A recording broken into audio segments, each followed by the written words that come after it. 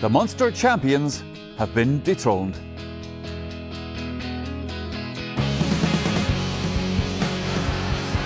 in the back of the net. Pat Horgan fires it in. Goal for Cork. A gallant Wexford were derailed in Leinster. He's in the back of the net. What an impact by Kevin Hines. Well, they've been here before and both know anything can happen when it's down to the wire. Ball inside. Goal for Tipperary. Cross Barry Lambert. Damien Cassandra. Driving it. A goal for Wexford. It's a wonderful day for Wexford.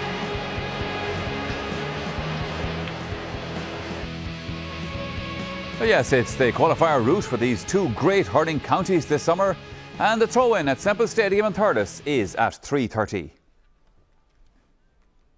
Hello and welcome to this crunch game in the Hurling Championship of 2010. Now for the loser, of course, the summer comes to an abrupt halt in the first week of July, and it's a prospect neither want to contemplate. Well, with me here in studio this afternoon are Tomás Mulcahy and Pete Finnerty.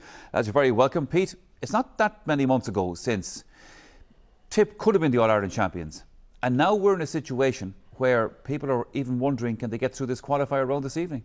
What's happened? Well, last September, leaving Croke Park, you were saying if they had a little bit more lady luck, if they converted the chances they got, if Binny didn't get sent off, the Tip would have been All-Ireland champions. And walking down Jones's Road, you say this Tipperary team are going to win an All-Ireland and going to win it fairly soon. But unfortunately, I think the Tipperary team have believed that since, and they took their eye off the ball and they forgot about Munster. And it's a bit naive of them, and it's a bit of immaturity as well. Because Cork have always been thereabouts in the last few years. They only beat them a few points on any of the two occasions they played them, and Cork led them by 6 or 7 points on one occasion. So Cork were never going to go away. Cork in the league final, I suppose, they were training hard for the championship. They targeted to play Tipperary to see how good or how bad they were, because Tipperary were the informed team. And the worrying thing about it for me, for Tipperary, was they got enough of an opportunity to play themselves back into the game against Cork. The warning signs were there early on. Yes. Halpin was good in front of goal. Maher was left there, in my opinion, too long. He didn't get any assistance from his corner backs either. And at half time, they had enough time, if they had enough characters in the dressing room, to be able to come out and readdress it. But there were no characters, you know, and that has to be the question today. Are they going to step up to the mantle? Well, that is the question. The other thing about it, Tomás, is, you know, people again are thinking, all right, it's in Semple Stadium this evening. It's against Wexford Division 2 team. They should be all right for this one.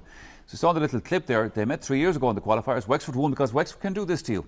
If they sense any little doubt in your head at all, they'll have a big game. Well, Michael, Wexford are a very proud county. They're a very proud hurling county. They love their hurling below there, right? So they have every right to go into Thurles today expecting to win this match, you know. And like we're all waiting for the reaction from Tipperary. Similarly, you're waiting for a reaction from Wexford as well. For long periods of the game against Galway, they hurled reasonably well, you know. 1 or 2 sending offs kind of upset the rhythm and stuff like that of them in defence, and maybe up front as well, where probably the greatest loss was felt, you know. So, I mean, they've trained very, very hard themselves, I mean, over the winter months, to get to them in a position. Maybe they felt themselves, maybe they're not going to get to a Leinster final, but the backdoor system gives an opportunity for the team to progress, you know. And I mean, I'd expect a lot from Wexford today, but most importantly though, Michael, is the reaction from Tipperary after the last day in Cork, you know. What is the reaction going to be? The rumour mill has been out there. When you lose one match, oh, there's trouble in the camp, there's a drink culture there.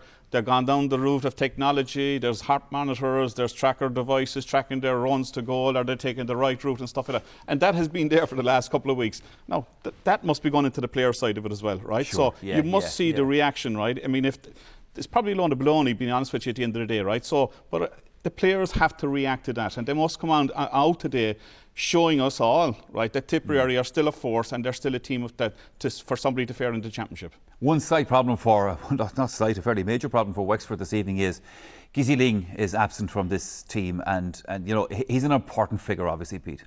He is, and he was the one consistent player they've had throughout the National League, and even against Galway, he was a thorn in the Galway side throughout the game. He was able to win ball on the half-forward line. He's able to set up attacks, and he's a good free taker.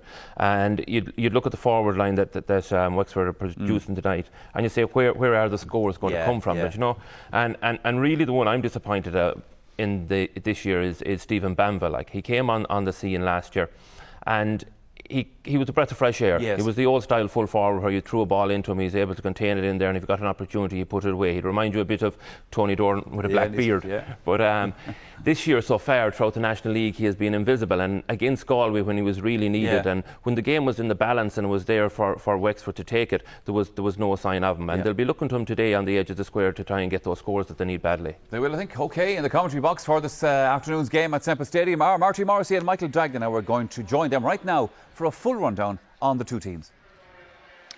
Thank you very much, Michael. It's the first time that Tipperary and Wexford are meeting in the qualifiers, and it's 3 years since Tipperary travelled the scenic route through the back door, and much has changed since then. Liam Sheedy makes 4 changes to the team that lost to Cork in the Munster Championship, but 35-year-old Brendan Cummins remains the #1 man for his 58th championship appearance between the posts. The Premier County's full back line is altered considerably, with all-star full-back 07 Declan Fanning switched back from 5 to 3, and Conor O'Brien making his first start at 4 since the 2009 Munster final against Waterford. Newport's Conor O'Mahony retains his place at centre-back, but is now joined by Championship debutant David Young to his right, and the man who started full-back against Cork, Pádraig Maher, at left half-back. In the middle of the field, all-star midfielder 08 Shane McGrath is joined by Boris Lee's Brendan Maher, who continues to impress. There are dramatic changes to the half-forward line, a problem area for Tipperary. Garrod Ryan from Temple-Derry Kenyans gets his first start on the right wing, while down the other side it's a first championship appearance ever for 19-year-old Patrick Maher. However, the Tipperary inside line of Noel McGrath, Lara Corbett and team captain Owen Kelly remains intact and will undoubtedly pose the biggest threat to Wexford. Michael Dagnan, your thoughts on Tipperary? Yeah, the one player that I'm looking out for today really is Noel McGrath. I think he was absolutely outstanding last year in the championship. Only a young player, but he was brilliant, young player of the year. But he just seems to have lost a bit of confidence this year, and you know, against Cork wasn't up to his usual standard. So I'm just looking to see how he reacts today and expecting a big game from him. Now, Wexford. Injuries and suspensions have deprived the Wexford men of key players like team captain Diarmuid Lang, but yet the Division 2 champions come to Thurles feeling confident that they have a strong defensive cover and a potentially lively attack. Goalkeeper Noel Carton has performed really well, considering it's his first championship season, now that legendary keeper Damien Fitzhenry has retired. Fullback Keith Rossiter plays despite breaking his hand in a club match just 4 weeks ago. Paul Roach and Kieran Kenny will as usual man the corner positions. It's a relatively new half-back line for the Slaney-siders. Centre-back Darren Stamp will look to his right and see the experienced Richie Keogh, but to his left is David Redmond, who's just returned from Australia and plays his first game of the season. Colin Farrell was outstanding in the Division 2 final against Clare at centre field, and his partnership with 19-year-old Harry Keogh has been one of the successes of Colin Bonner's reign. The attack is led on the 40 by St Martin's man Tomas Waters, who replaces the suspended team captain Diarmuid Lang. Peter Atkinson is selected at 10, but perhaps Wexford's best player is left half forward Owen Quigley.